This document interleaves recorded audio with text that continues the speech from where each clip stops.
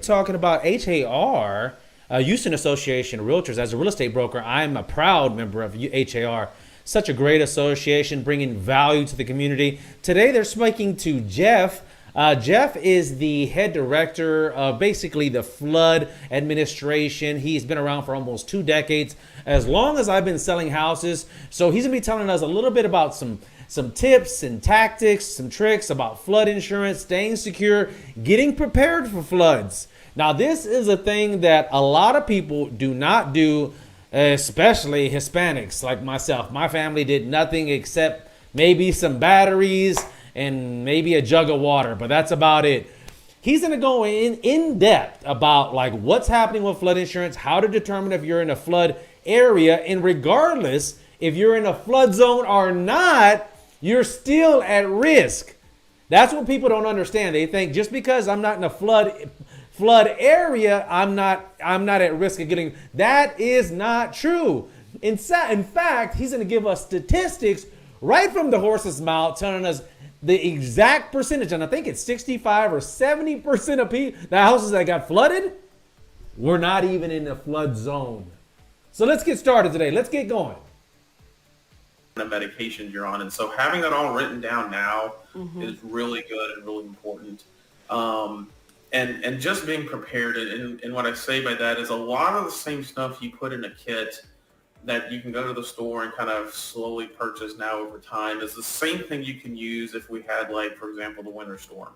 Loss of power and that type of stuff is going to result in kind of those same activities taking place, regardless if it's summertime or wintertime.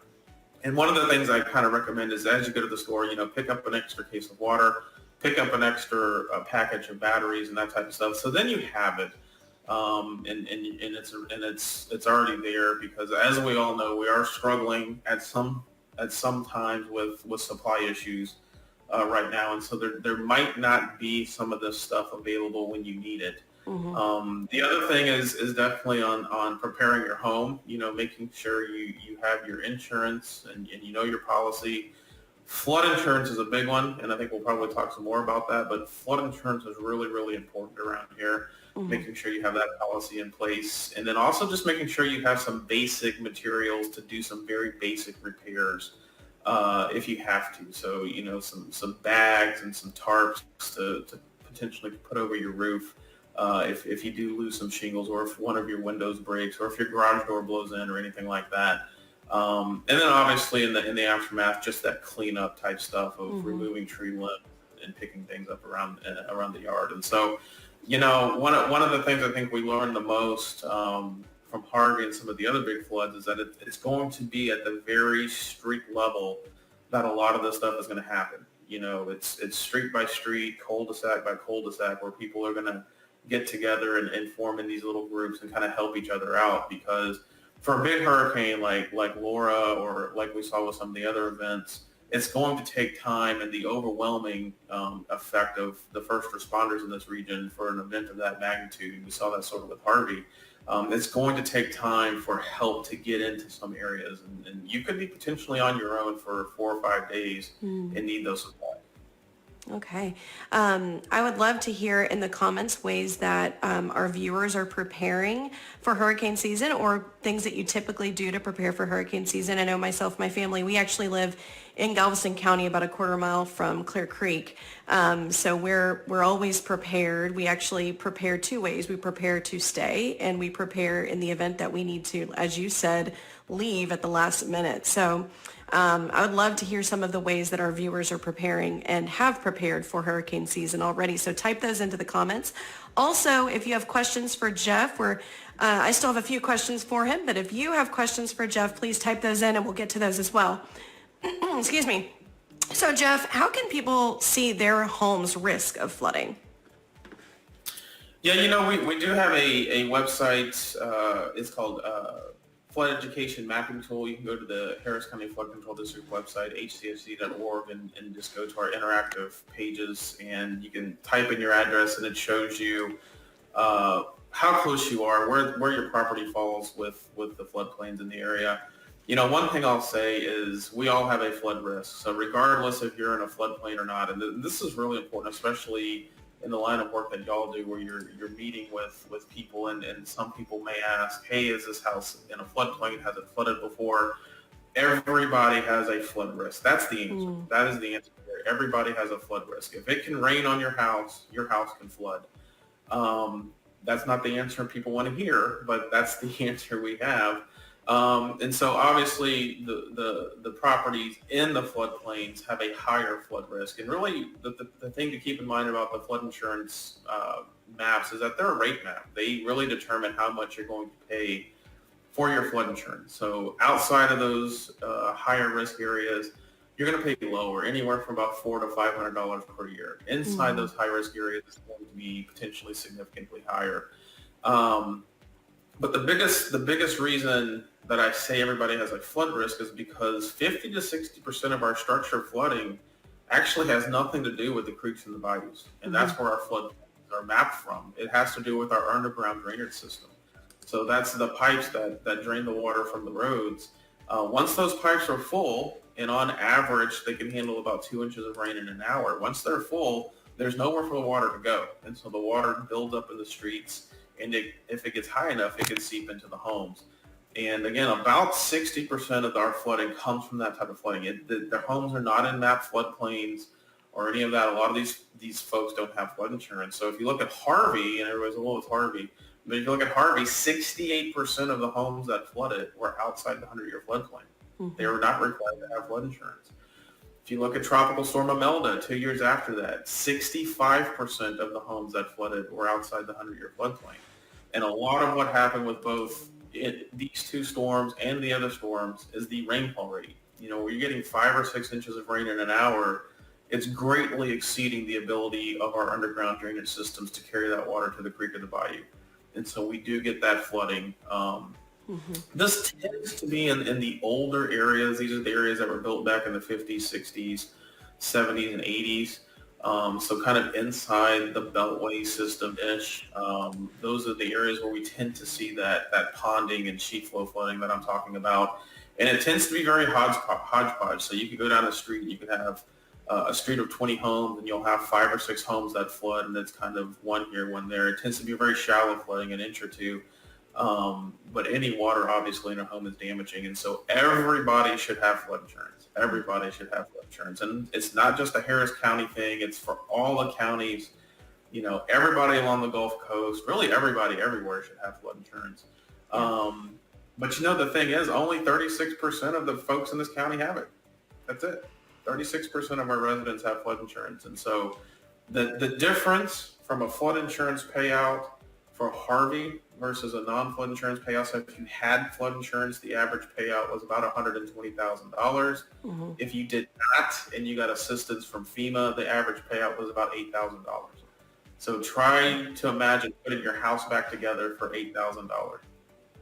So let's talk a little bit about that. Actually, I was speaking to a realtor recently, and they told me when a consumer asks them, does this neighborhood flood? They said their standard answer, any neighborhood in the area, they said it could. So I recommend that you get flood insurance. So tell us a little bit about just what's the best time to purchase flood insurance? And, you know, I think you already answered this, but do homeowners who don't reside in a floodplain need flood insurance? Yeah, so the answer is yes. Everybody should have flood insurance. And again, it's not just a Harris County thing. If you're in Washington County, if you're in Chambers County, if you're in Liberty County, everyone should have flood insurance. And you know, the reason I say this is when that day comes, and it will come at some point, when that day comes where it rains 20 or 30 inches over your house, the drainage system is not going to be able to handle it, and you're going to flood. And I've heard this time and time and time again of, my house was never flooded. I've lived here 40 or 50 years. You have to understand that 40 or 50 years is a very small amount of time when we're talking about what can happen in an area. And so, yes, you've lived there for a long time and you haven't flooded, but that doesn't mean you can't we're over flood. here at one of my favorite and I can't tell you the number of people that flooded in tax day and then dropped their flood insurance. They thought it was a one-time thing, and they dropped their flood insurance April of 2017. 1 year after tax day, and then Harvey happened August of 2017, and they flooded again, and they yet again were not covered. And so it's really, really important. You go through your insurance agent, Really, you can get flood. You should get flood insurance any time of year. It's good to do it. Any time of year, anytime you renew any type of policies, just make sure your flood insurance renews. It's a yearly renewal. It takes 30 days to go into effect. So, for example, you're not covered for 30 days. If you move into a new house, it's 30 days for that policy to go into effect. And so I've heard stories where people moved into homes and they have flooded within that 30 days and they're not covered. And so you have to understand that the sooner you can get that policy in place, the better off you are. And then no policies are written when there's a named storm in the Gulf of Mexico. And so you can't, there's a storm in the Gulf, let me get the policy and then I'll drop it or cancel it afterwards. It doesn't work like that. And FEMA has really become more strict on flood insurance over the course of the last couple of years. Mainly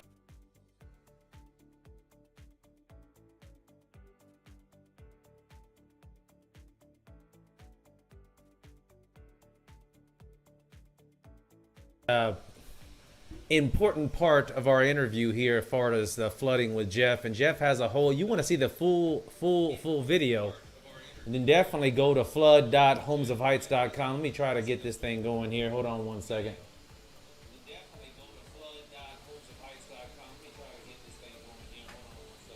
We'll put this over here.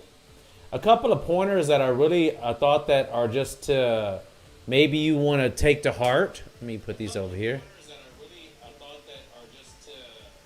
Number one. Yes, I need to mute this.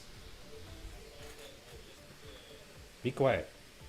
All right, so number one, if first of all, everyone needs flood insurance, okay? Regardless if you're in a flood zone or not. And that's just a myth that a lot of people say, oh, well, I'm not in the flood zone, so I don't need it. If you live anywhere in Houston or probably Texas near the ocean, you need to have flood insurance.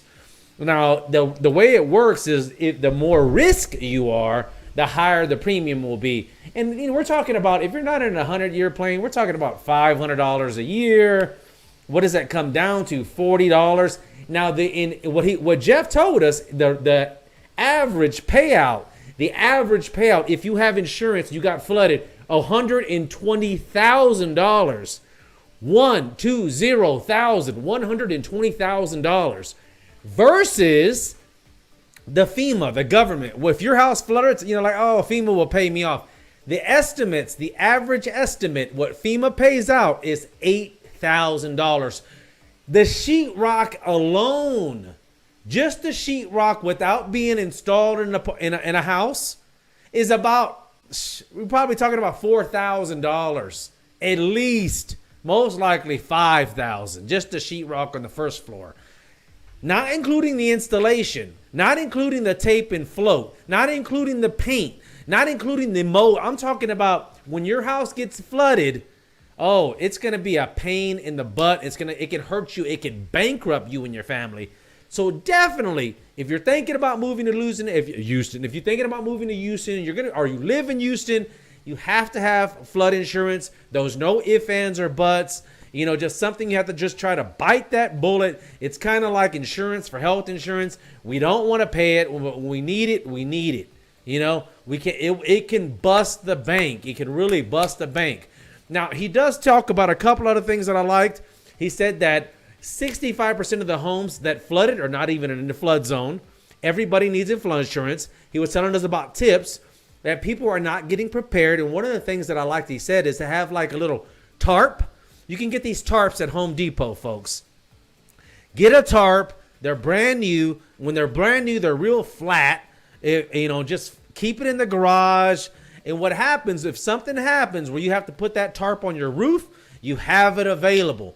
You don't want to let that water seep on in and you want to get up there real quick, get on that ladder, put your boots, put that tarp on, stop that water. You also want to have, what did he say? Trash bags. You want to have these trash bags ready. You want to have some gloves. You want to be able to pick up this trash that maybe comes into your house, comes into your garage. If you do get flooded, we need to get that water out. We need to have cleanup stuff. I don't want you using this stuff. This is your emergency situation for flooding.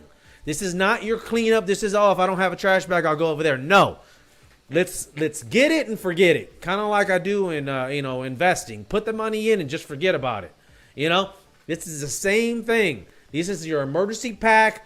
Also, he talked about medicines.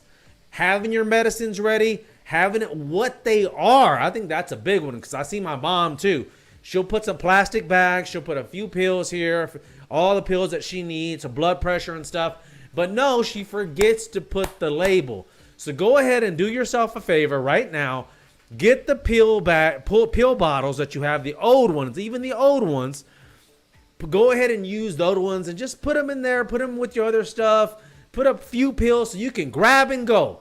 Grab and go. You don't want to be in a situation, oh, I need to collect my stuff. I want you to be in a situation where like, bam, you know what? It's flooded. I need to get out of here. The warnings came aboard.